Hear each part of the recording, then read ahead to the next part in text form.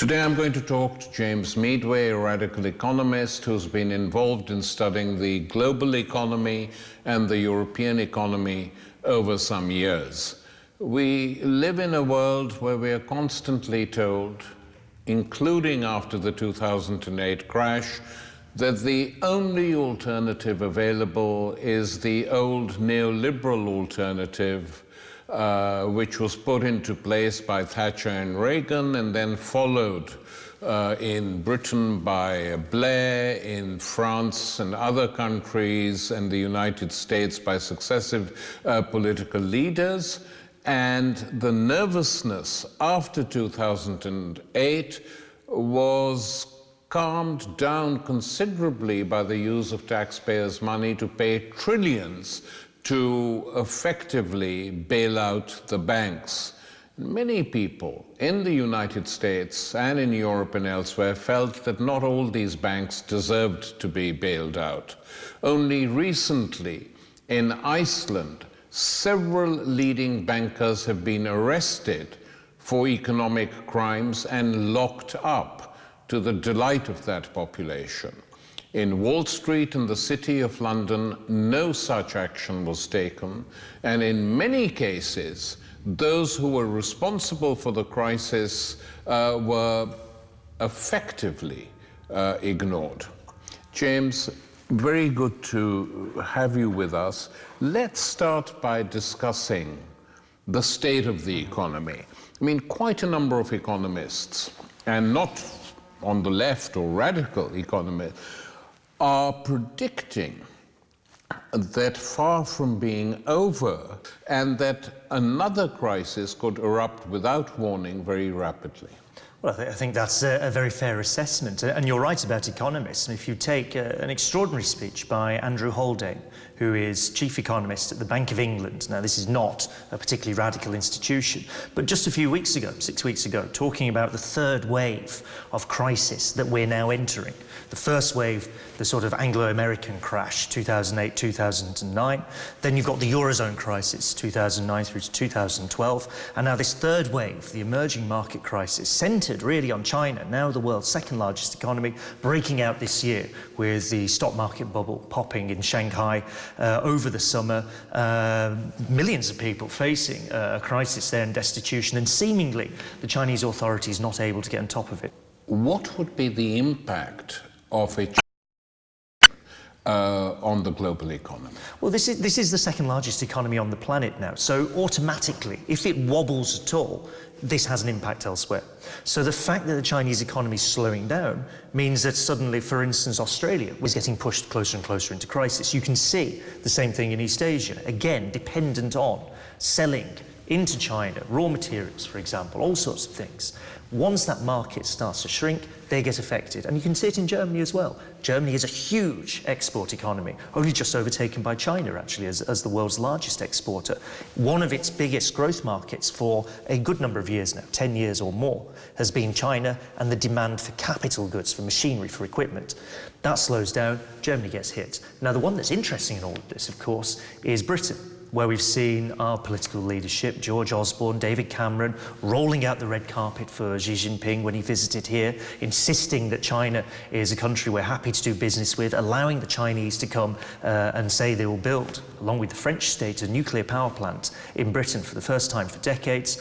Which country has the largest single financial exposure to China, outside of China, who has loaned the most money to China? That's Britain, where you've got $500 billion worth of debt that British banks have racked up against people in China.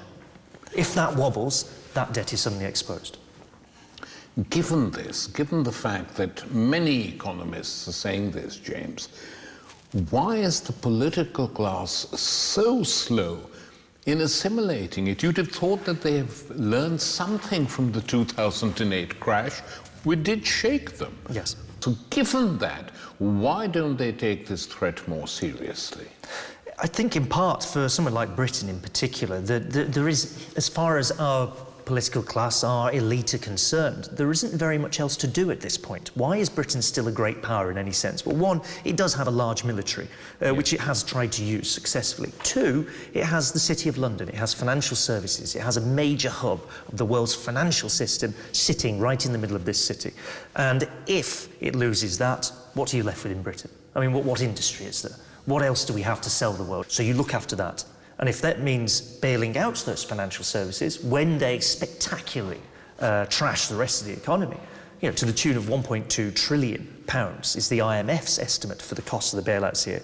When they drag you into a massive recession, you pay for those costs, and you carry on paying for those costs, and you don't care about anything else, because this is the only thing that matters. So you cling on to it. So the model doesn't change. And what we've done over the last few years is spend an incredible amount of money and resources, and invented all sorts of other excuses. This is why we have austerity. You know, blame the people on welfare, blame the people on benefits. Don't blame the bankers, because they have to be protected. That's what this is all about. Okay, now let's talk concrete things.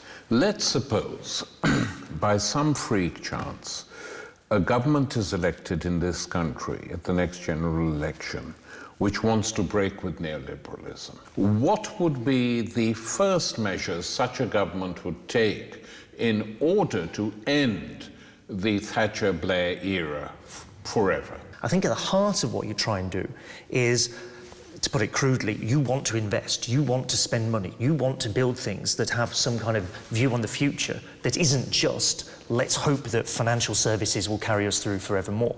So that would mean infrastructure investment in Britain. That would mean investing in scientific research. One of the things you'd certainly want to do is be very clear about where you're going to invest, what you're going to invest in, one part. The second part is, okay, how do you raise the funds for that? Well, you can borrow cheaply if you're the government, very cheaply if you're the government here. But also, you need to start to address seriously the incredible concentration of wealth. There is a huge amount of resources, of wealth in the hands of very, very few and increasingly few people, and they are not spending that money. Large UK corporations are sitting on about £700 billion worth of money in their bank accounts that they're not spending. So you have to try and force them to behave differently. But how could one do that?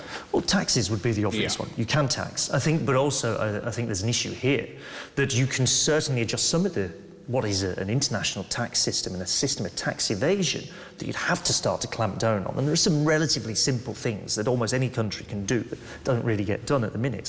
For instance, where do corporations claim their profits? Yeah. Do you claim your profits in some offshore location, or do you insist that your profits are being made where you make the sales and that's where you'll be taxed? You can do these things.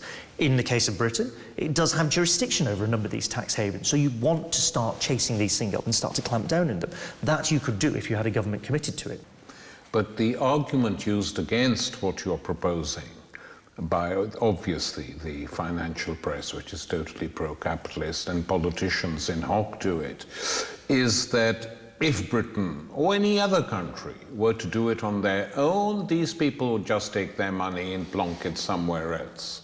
And so better it's in tax havens under our control because we know how much it is on that money. And they could zip off to out of the world where why should it's the Greeks to do if the Greek government had stayed on course, saying, okay, we'll take our money away. Well, this is capital flight. No, this is historically what always happens. Yeah. I think there's two parts to this. One is that, look, if it's in a tax haven, it's useless capital anyway. For the public good, it's doing nothing whatsoever. Because it's in a tax haven, it's not paying taxes. No. And it's nice for the billionaire who happens to hold this account. Is what about actual productive investment? Look, the huge developed economy. If you're investing here, part of what you want to do is sell things here. It's no good saying, if you're a large retailer, we're being taxed more, we're just going to close down all our shops and go somewhere else. You can't do that. No. You have to be here. So capital, real productive capital, is significantly less mobile than the kind of funny money and the stuff that ends up in tax havens. You can clamp down on these things. I think what's starting to happen in terms of neoliberalism, less so in the developed world, but you start to see it in the rest of the world, which is now the majority of the global economy is not in the historic centres of capitalism anymore, is that the argument about capital controls has come back in a big way, that we can't simply allow money to flow wherever it wishes at the flick of a switch, and that you have to try and control this stuff. Even the IMF now has a position that says, OK, in emergency, you have to clamp down on hot money flooding across the world. It's totally destabilising. Well, if that argument works for South America or it works for East Asia, it applies just as much here. It's destabilising here, and we have to learn how to control it. What are the chances of it? Of us being able to do this? Yeah, will we need another crisis to push politicians in that direction? Well, crisis can act as an opportunity for changing how things think. I mean, it didn't in 2008. Well, that's what's striking about 2008. An incredible amount of effort was put in to keep things pretty much exactly as they are, right? So, and we're all paying for that effort. And we're paying for future efforts. I mean, austerity in Britain right now, Osborne increasingly says this. You can see the government's rhetoric has shifted. It's not about dealing with the last crisis, it's in case the next crisis turns up. If the next crisis turns up, we're going to have to bail out the system, we're going to have to pay for a recession. They know that this is bearing down on them, because they're not stupid. They know that this is bearing down on them, so you need to clear a bit of space now. So that is, of course, one of the other parts of the argument that I think would have some popular resonance here, is that, look, you're being presented with a choice. It's a political choice. We can either defend the interests of the City of London, this crisis-ridden, this dangerous, risky thing that we claim, or our government claims, is basically everything that we can do and all we can hope for. You can protect that, but that means we pay for it, or you can protect the NHS, you can protect the welfare state. That's a political choice. I think to defend what you're saying should be defended, like health and education to a certain extent, and more investment in public housing, investment which has virtually seized up over the last decades, wouldn't just require strong-willed politicians, it would require movements from below, as we're seeing in Ireland now with the anti-water privatization movement. And these movements from below are very slow to start. And I often compare, James, the struggle against the privatization of utilities in South America with weak trade unions to a country like Britain, which had strong trade unions, but after the defeat of the miners, the unions more or less got scared, is to put it bluntly, and didn't resist any of the privatizations at all, except in a token way. I mean, industry after industry was privatized, the railways were privatized, no big trade union actions to defend that. So, you know, it's true that young people did something astonishing and voted Jeremy Corbyn in as leader of the Labour Party. But we need to go a bit beyond that in terms of defending some of the things he's promised from below, like renationalising the railways, creating a people's railway, which would be a start. How confident are you that this might happen? Well, I think that there's two things. First is that a lot of what, you don't get this from the press, but most of what Jeremy Corbyn has said about the economy is popular. Supported. You can find, you know, easily 2/3 of people, upwards of 2/3 will say, let's renationalise the railways. He was elected by a movement. I mean, when you see hundreds, thousands of people turning out to him speak, it's a social movement that got him there. And it's a social movement that will enable him to deliver on any of this. I mean, I think it's already having an impact. The fact that you do have Jeremy Corbyn as leader of the Labour Party is clearly having an impact on how British politics is now conducted. Let's move on now to the global economy. Could you explain what all these deals, the TTIP, other similar deals with different parts of the world mean? Well, there's two parts to this. The Transatlantic Trade and Investment Partnerships, the deal between the US, the United States and the European Union. Yes. Conducted pretty much entirely, I mean, this is the EU for you, but almost entirely over the heads of their own citizens, as a comprehensive trade deal that also loads in a whole load of new ways to regulate investment and to control investment and to decide how companies invest, which will be familiar, by the way, for people in the rest of the United States. Or, you know, if you're in Mexico, you'd be familiar with the North American Free Trade Agreement, NAFTA. Or you'd be familiar maybe with the sort of bilateral investment treaties that the various countries are being sort of pushed into signing over the last few years. So what you have with TTIP, with this US-EU deal, is something like that, but applied to these developed economies, which hasn't really quite happened before. The content of it, the free trade is one thing. That involves getting rid of an awful lot of regulations, potentially in Europe about food standards is one that really concerns people. The really troubling part, I think, the more troubling part, is the creation of an investor-state dispute mechanism. In other words, a slightly technical name, but in other words, you create a kind of parastate body in which a corporation, if it decides it has lost out as a result of a government's decision, can take the government to this kind of quasi-court.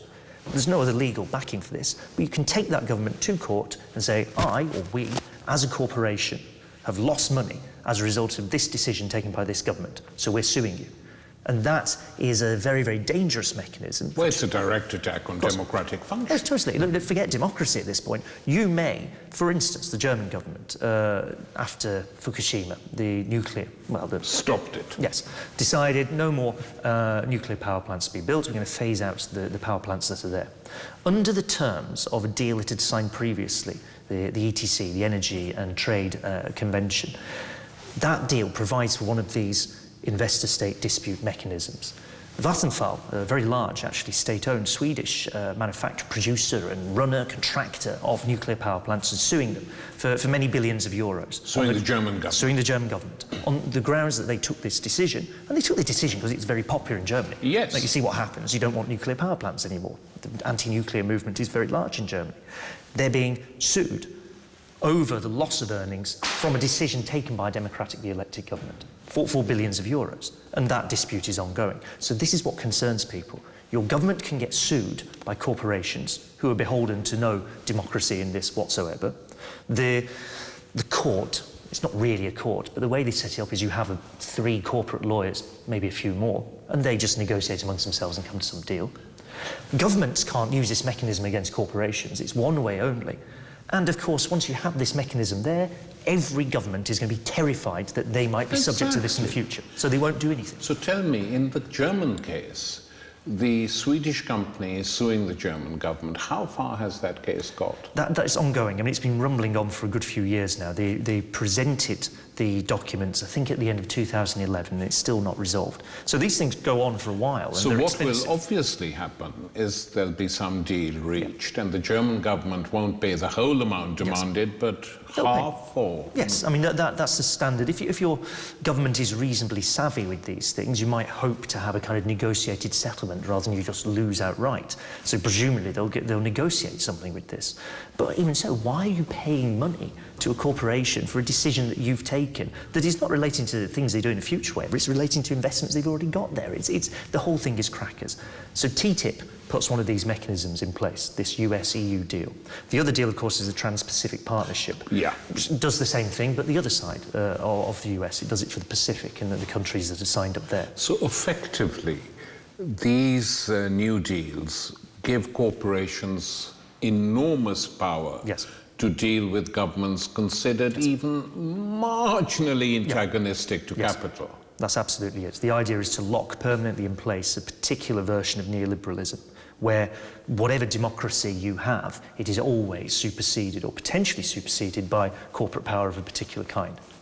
And can a government pull out of this deal unilaterally? Say if it's a deal, let's say this is a deal signed between the United States and the European Union. What if a country pulls out of the European Union? Then the deal's over? You'd be free to do it. I mean, what has happened certainly over the last 5 or 6 years, maybe going back further than that, is that a large number of countries in the global south, so you're talking South America, East Asia, these sort of places, have been signed up to deals like this, bilateral investment treaties, that have this investor-state dispute mechanism built into them. And they've been tearing them up. Bolivia, Venezuela, Ecuador, all saying we're not going to do it. Brazil refusing to take any part in these things. Yes. Indonesia now is saying that it's going to do something similar. You just tear it up. And you can do that, and then you're no longer subject to the same provisions. So you can reassert yourself against provided your government stands the path you're going to provided your government says they'll do it. The difficulty in the case of the TTIP deal, the US-EU deal, is that the European Commission the leading body in the EU may well try and sign something, although they have to get bits of it ratified through the European Parliament. They said they will do that. It then has to go to individual member states. And if they don't ratify, then frankly the whole thing isn't going to happen at that point. I mean, a German government ratifying this completely is going to be in trouble. Yes, you'd have thought so. But I think part of the issue here is not so much that you actually get the deal through, this mega deal, this enormous, comprehensive, all of trade, all of investment, all of it sorted out, locked in place. It's not so much you get all of that through, it's that you can kind of set the direction for what happens. You may not get everything, but you'll get something. And that starts to chisel away at democratic rights for the countries involved, very, very clearly. But James, I was also reading a number of sort of longish essays in the American journals and online places, which shows that quite a number of Americans are very hostile to this deal as well, because they say it has a similarly bad effect on us. It stops investment, it does this, it does that. So even though the corporations strongly in favor of it are US corporations, there's complaints coming from their country too. Oh, absolutely. And you can see why. The experience for ordinary Americans of NAFTA has been pretty atrocious. You know, large-scale falling wages, lots and deindustrialization, loss of jobs. So it's a disaster all round. If you're then presented with the same thing again, but bigger and worse, this isn't going to be popular. I mean, even Hillary Clinton, I believe, has now come out and said she's going to oppose the TTIP deal. There's sort of an indication of someone responding to that kind of pressure. And a sign of popular discontent. Of course. Are you hopeful that over the next 5 years, neoliberal capitalism, which is the name given to this particular form of capitalism, can be rolled back? Oh, I'm confident about that, I'd say. You think they will? Yeah, I think we're living in the last years of neoliberalism. We're not in 1989, right? We're in sort of 1988 at this point in time. If you look particularly in Europe, the combination of debt crises, of economic stagnation, of questions about democracy, all of this coming together poses or starts to pose really big issues about how do the institutions that govern us function at all, and fairly fundamental questions about how they function. You see some of that around the EU itself, the debates around how does the European Union really neoliberal. I mean, that's a relatively new invention for it, but it's been challenged right the way across Europe. The difficulty for those on the progressive side of things is it's all very well to say these things are challenged. What do you get instead? And that's where the real argument starts to lie. How do we define what the future looks like in a way that doesn't, for instance, collapse into nationalism, xenophobia that you do see on the increase in Europe? As collapsed, obviously,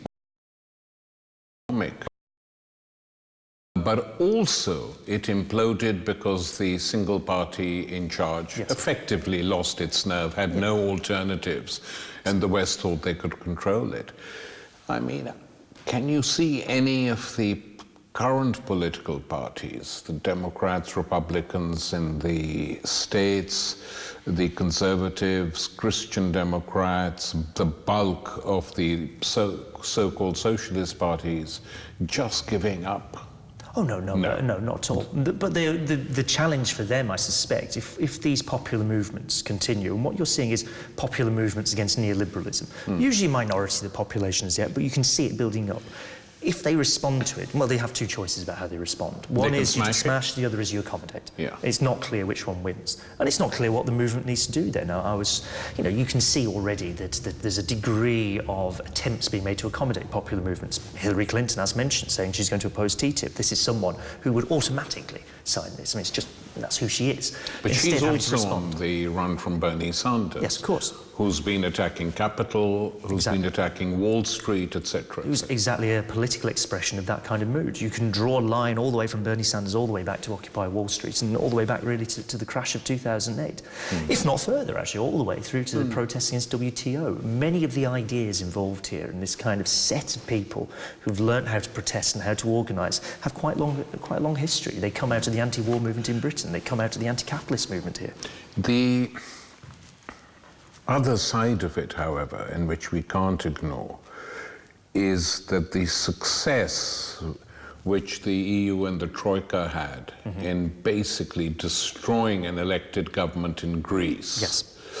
Will have demoralized people, and the fact that it wasn't even a straightforward defeat, because defeats one can recover from, yes, but it was a self-inflicted defeat with Tsipras and Syriza capitulating yes, quite openly, yes, despite a 61% referendum saying fight them. yes. And that will have had a huge impact. And this then raises questions, James, about the way in which the EU is structured today and how it works. Undemocratic, arbitrary, a machine for aiding financialized capitalism, and it rules supreme. They've appointed prime ministers in the past, technocrats in Greece, in Italy, controlled even microfinancing in Ireland and Portugal. So what is to be done about the EU? Because it's not a question you can shy away from. And I think it's very dangerous to have a situation where the only criticism that's coming of the EU is coming from the far right or the conservative right. Yes, I absolutely agree. I mean, that I think is shifting. I think it's shifting across Europe. The experience of Syriza has in particular, had an impact. I think it's had a clear impact on the left in Europe when you start to think, if you're confronted here by Nigel Farage, who's against the EU, then you can see a default reaction for people is, well, I don't like Nigel Farage, so the other side can't be too bad. But then the experience of what's happened to Greece, the way that the EU and the institutions of the EU have responded to the Eurozone crisis, and the way they are now responding to the refugee crisis, is something that you can't, I think, in good faith, simply turn around and say, as a progressive, as someone on the left, this is all fine, we just need to kind of change things around a little bit. I mean, this is the other great white hope, rather, is that somehow the EU will be subject to reform. Well, look, everything over the last 20, 30 years says that it has got progressively worse and worse and worse. Everything. The line of march inside the European Union is set by the European Commission. Parliament's a sideshow, really. It's set by the Commission. The Commission determines a line. The Commission is neoliberal to its very core of its being, and that is what it wants Europe to look like. And there is no plausible route into this to make it behave any other way. So that suggests your only real option here is to say we must be opposed to this institution. The options of reform don't really exist. I agree with you entirely. And on that, even from the point of view of the hardline capitalists, like, say, the German state and the German government, this volatility and the threat to the euro as a currency must raise questions about the Eurozone, must raise questions about whether it was possible, logically, to create a common currency without a common political structure. It's never been done before. And I have the feeling that the German elite is chafing, which is why Wolfgang Schäuble, the finance minister of Germany, privately or semi-publicly offered the Greeks quite a lot of money to have an amicable Grexit. The Greeks foolishly refused, in my opinion, but that's another question. The real question is, why do the Germans want it? And it's obvious they want some restructuring to happen. Or why should their banks be threatened? Yes, no, that's exactly it. I think the experiment, and Merkel in particular is in quite deep trouble over this, the experiment with trying to bail out Greece especially, they've kind of managed Spain and Portugal and Ireland somewhat better in all of this. Although I note today that Portugal is getting troublesome.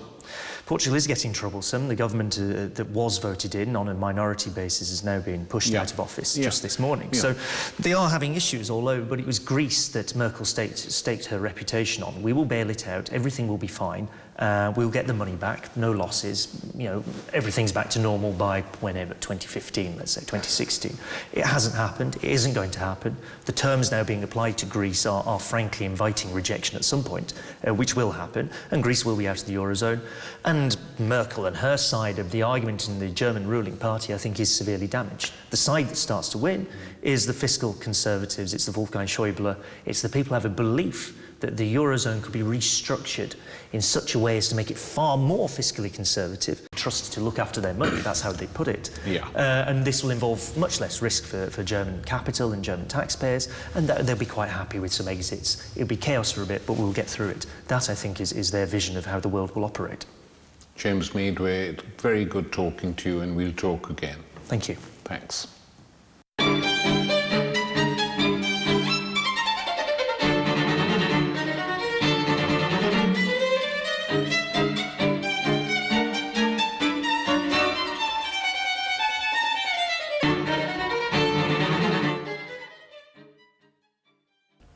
Few media corporations in the world today are as influential or as widely used as Facebook.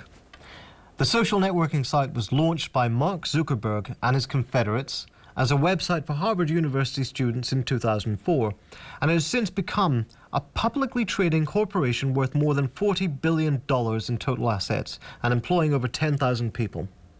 By 2013, it was reported that more than half the world's internet population used Facebook. How has this been achieved? Through the simple expedience of harnessing popular narcissism.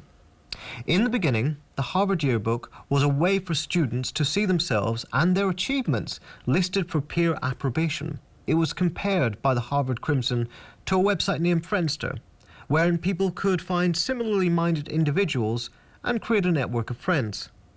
But it was also compared by the same publication to the popular website Hot or Not, wherein people would load pictures of themselves onto the site and get ratings from users on a scale of 1 to 10.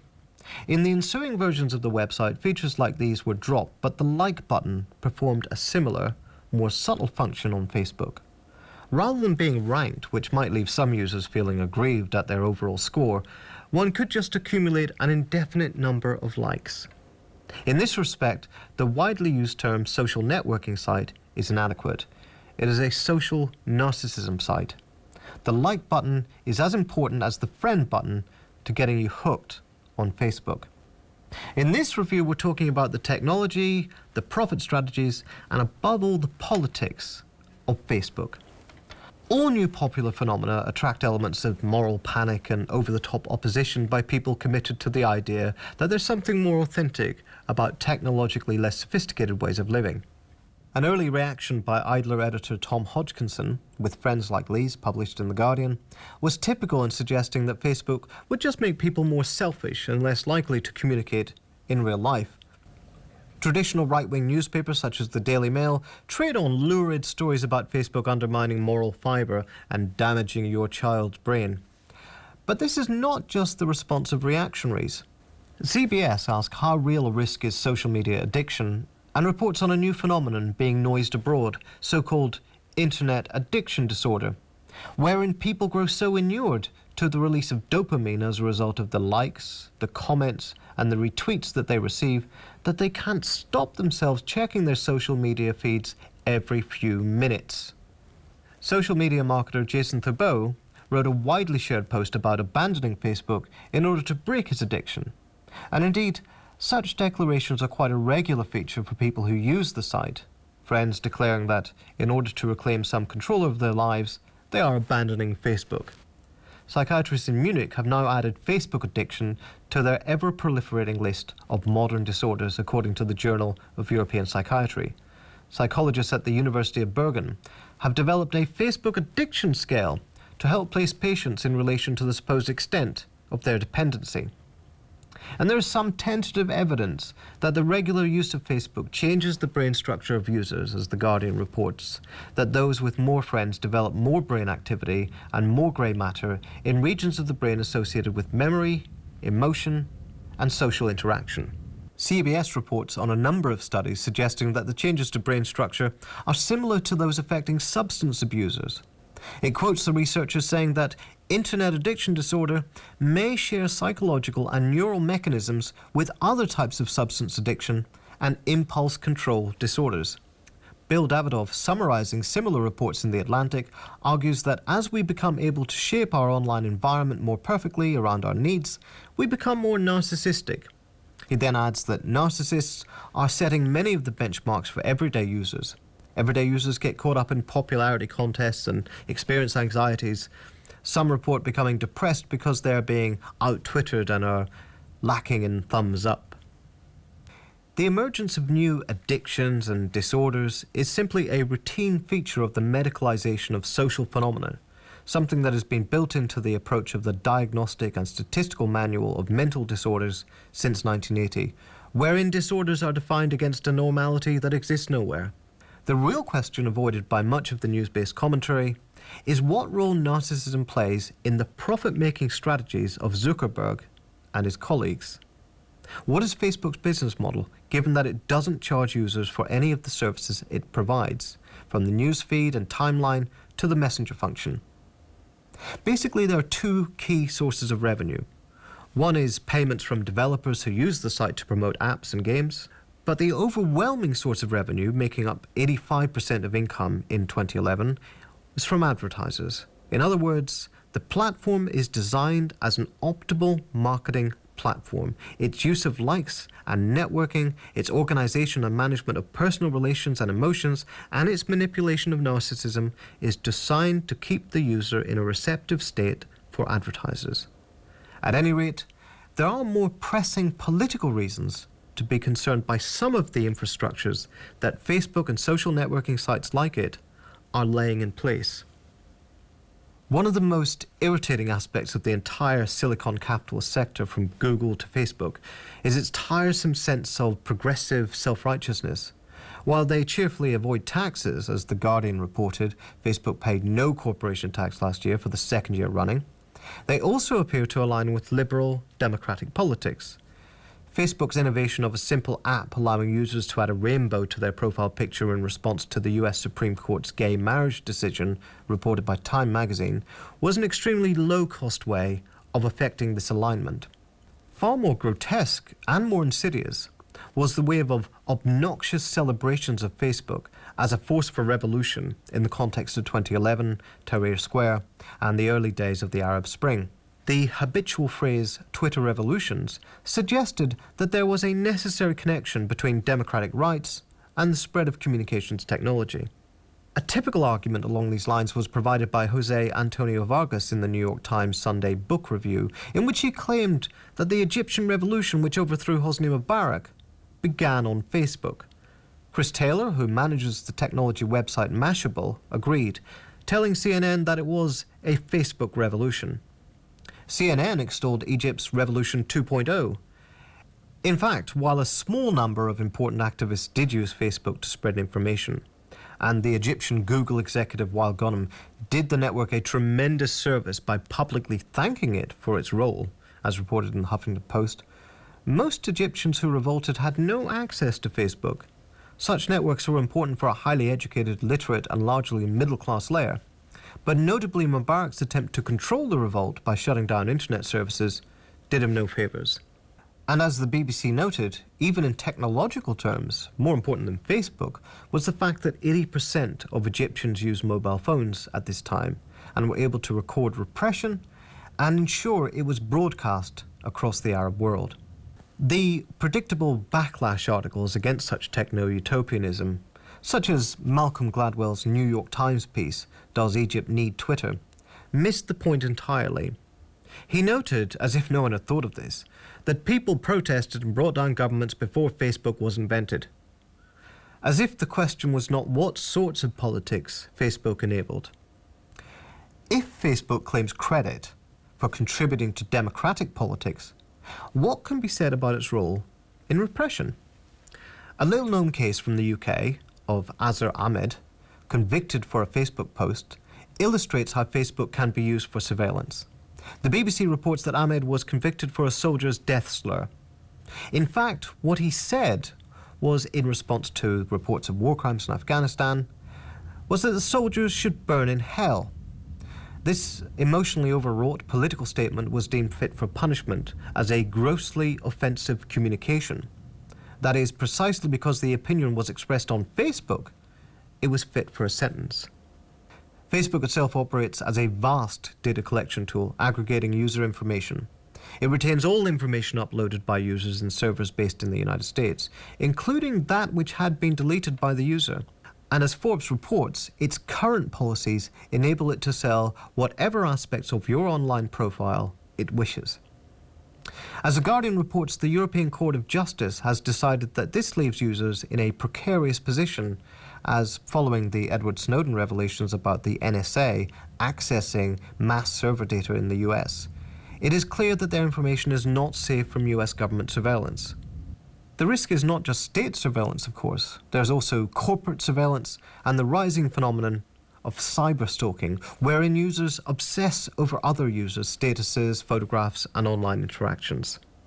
Soon, Facebook will become a far more efficient source of data mining, as the BBC reports that the site is indexing over 1.5 trillion posts by its users over the years in order to allow them to be found by other users. This could be seen as a move intended to diffuse criticism of Facebook's practices of hoarding data in order to sell it on by giving users some advantages in exchange for their data being used in this way. And this is the problem that all of the moral panic and all of the misguided or oversimplified criticism ultimately boils down to.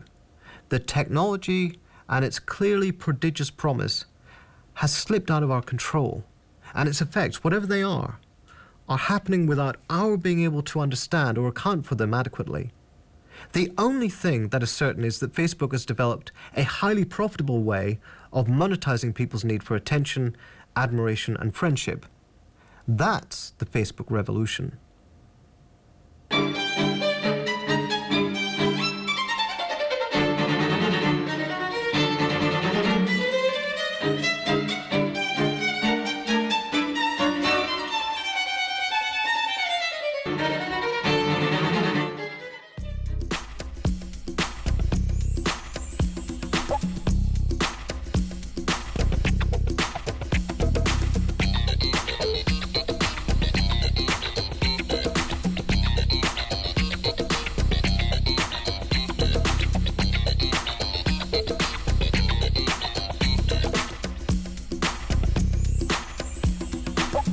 My name is Stanley Nelson. I'm the director of the Black Panthers Vanguard of the Revolution.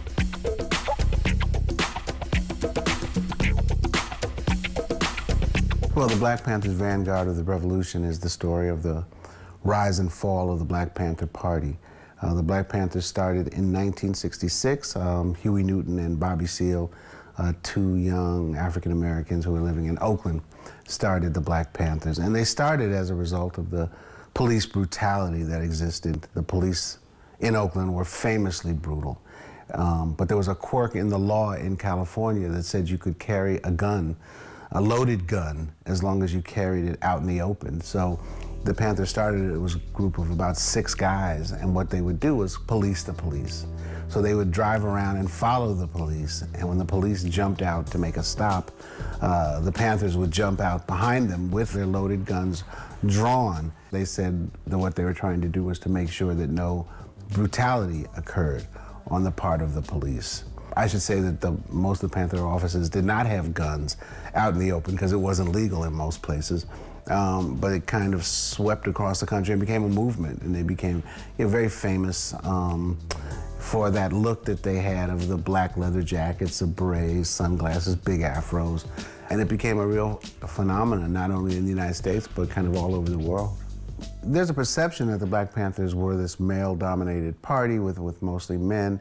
One thing that we found in making the film was that the Panthers, by the early 70s, were a party that was majority women. Even though the image that we see and the image that kind of caught on was mostly this kind of very militant black male, the party was made up by militant black females also. Everybody knows that all the people don't have liberties, all the people don't have freedom, all the people don't have justice, and all the people don't have power, so that means none of us do. The Black Panther Party certainly had a chauvinist tone, and so we tried to change some of the clear gender roles so that women had guns and men cooked breakfast for children. Did we overcome it? Of course we didn't. As I like to say, we didn't get these brothers from revolutionary heaven. But it quickly expanded, and they had a 10-point program that included things like more employment for African Americans, better schools, better housing, those kind of things. Come to the clinic tomorrow for an appointment.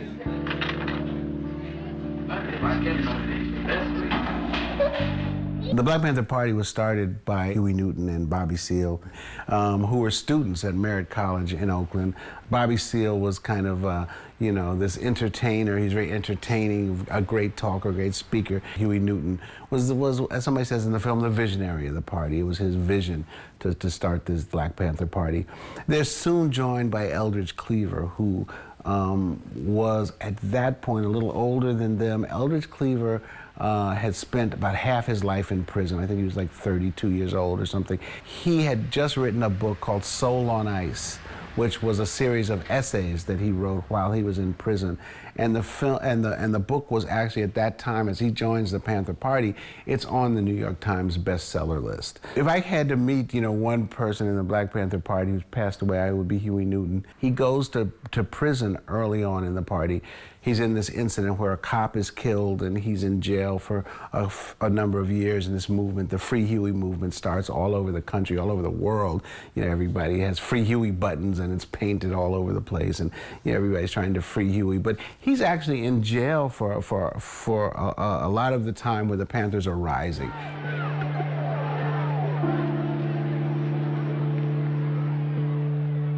The image that was mobilized to create the Free Huey movement gave Huey almost mythic status in the party. He had become an image and not a man, and that gave him power that ultimately proved dangerous. Surprisingly, in Oakland, there was no violence that resulted in the Panthers policing the police.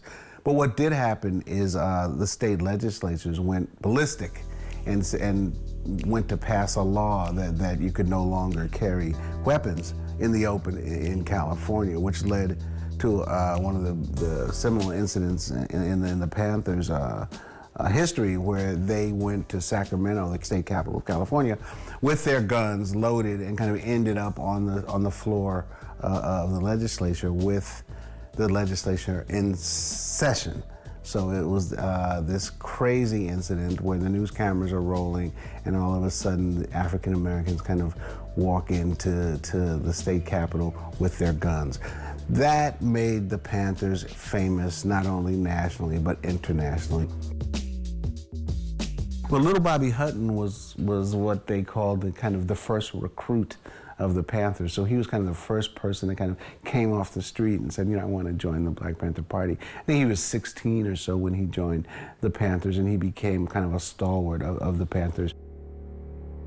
When Martin Luther King was assassinated, Eldridge Cleaver and little Bobby Hutton go out to do what Eldridge called retaliate against the police, and who knows what exactly they did, but they get into this confrontation with the police, and they break into the basement of a house as they're trying to escape from the police. The police shoot tear gas into the basement, and something explodes and catches on fire.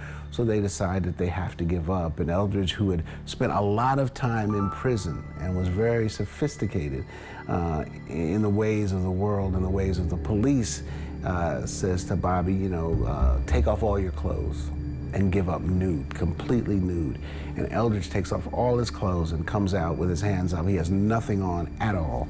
And Bobby Hutton, you know, is 17. He's nervous about taking off his pants, and he comes out with his shirt off, but his pants on, and he's gunned down by the police as he's giving up. Shot down like a common animal, he died a warrior for black liberation. In the name of brotherhood and survival, remember Bobby. That could have been my son lying there. And I'm going to do as much as I can. I'm going to start right now to inform white people of what they don't know. And this was a defining moment for the Panthers, because it was the first Panther that was killed like that, you know, publicly by the police.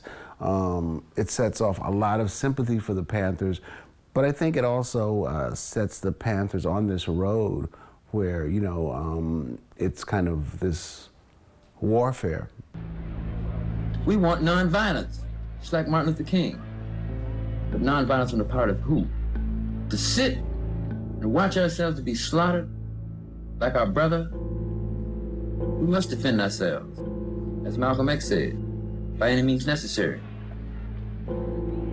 As time went on, they come under the attention of J. Edgar Hoover, the head of the FBI, who, you know, J. Edgar Hoover had a special place in his heart for African Americans, a dark, dark place in his heart, and he just, you know, sets out to destroy the Panther Party. The FBI had a number of different tactics that they used to try to destroy the Panthers. One was infiltrators within the party. Another thing they would do was have infiltrators buy the Panthers guns, and then they would tell the local police, well, the Panthers have guns, and they would attack the Panthers. They tried to set spouse against spouse.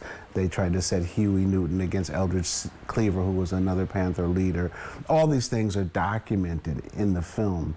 But in the case of New York, the government had a different method, and what they did was they arrested what was called the New York 21.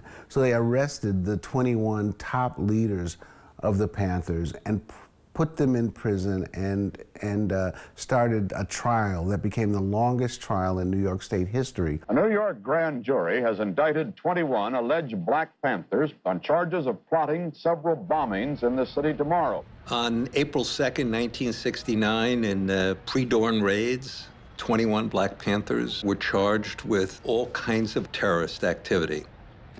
These are some of the men the police are accusing of being involved in the plot which could have wounded or killed scores of busy New Yorkers. 12 men were arrested today, 2 are already in jail, and 7 more are still at large. This was a tactic used by J. Edgar Hoover and his program called COINTELPRO, which stood for Counterintelligence Program. This was a tactic that was used over and over again, which put people in jail. If you got convicted, it was a positive because they got you out of the way. If you didn't get convicted, it didn't matter because now you were tied up. So the Panthers were tied up for 2 years. They spent hundreds of thousands of dollars trying to get, themselves free for lawyers and a bail and other things. They spent all their time trying to raise money to do this. It was a destructive tactic. It was win-win either way for the FBI.